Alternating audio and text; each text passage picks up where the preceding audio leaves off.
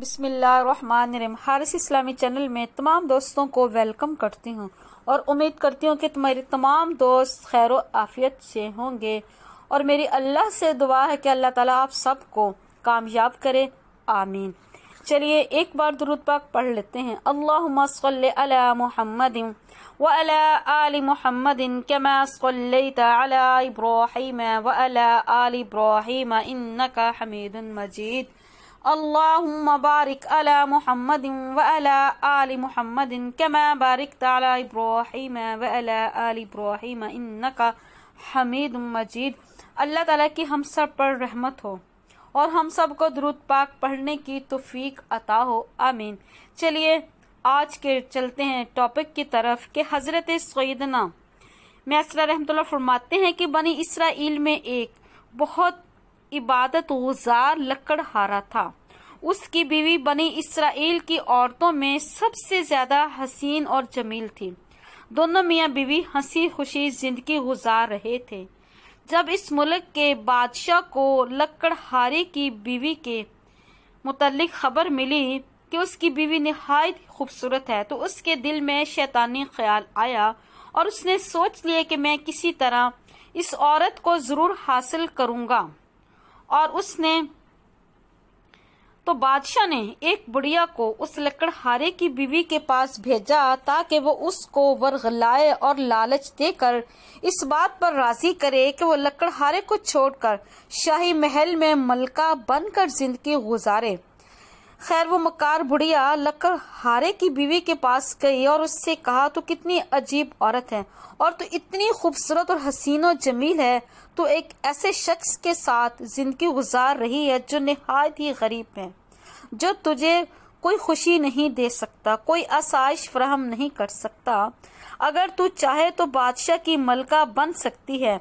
और बादशाह ने पैगाम भेजा है, अगर तू लकड़हारे को छोड़ देगी तो मैं तुझे इस झोंपड़ी से निकाल कर अपने महल की जीनत बनाऊंगा और तुझे हीरे जहवरात से आरास्ता करूंगा। तेरे लिए रेशम और उम्दा कपड़ों का लिबास होगा और हर वक्त तेरी खिदमत के लिए कनीजें और खुदाम हाथ बांधे खड़े होंगे और तुझे आला दर्जे का बिस्तर, तमाम सहूलतें मिल जाएंगी। अब तो इस गरीब लकड़हारे को छोड़कर मेरे पास चली आ। जब उस औरत ने ये बातें सुनी तो लालच में आ गई और उसकी नजरों में महल्लात और उसकी आसाइशें घूमने लगी। उसने लकड़हारे से बेरुखी इख्तियार कर ली और हर वक्त उससे नाराज रहने लगी। जब उस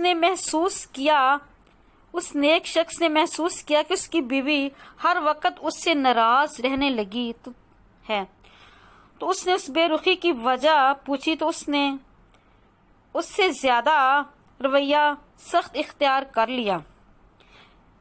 तो खैर ये कुछ वक्त इस तरह चलता रहा।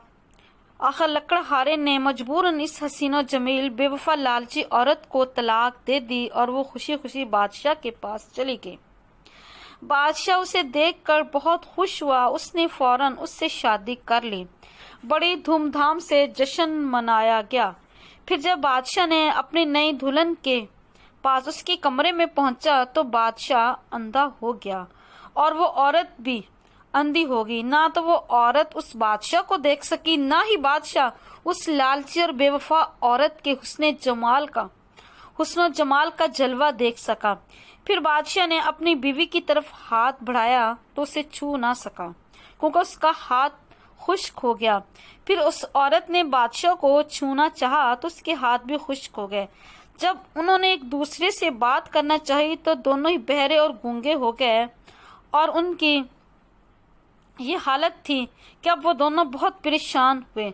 सुबह जब खुदाम हाजिर खिदमत हुए तो देखा बादशाह और उसकी नई मलका दोनों ही गूंगे, बहरे, अंधे हो चुके हैं, तो उनके हाथ भी बिल्कुल बेकार हो चुके हैं।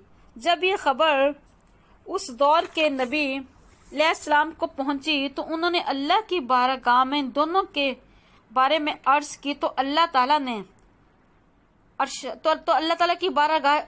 की तरफ से अरशाद हुआ कि मैं हरगिज इन दोनों को माफ नहीं करूंगा।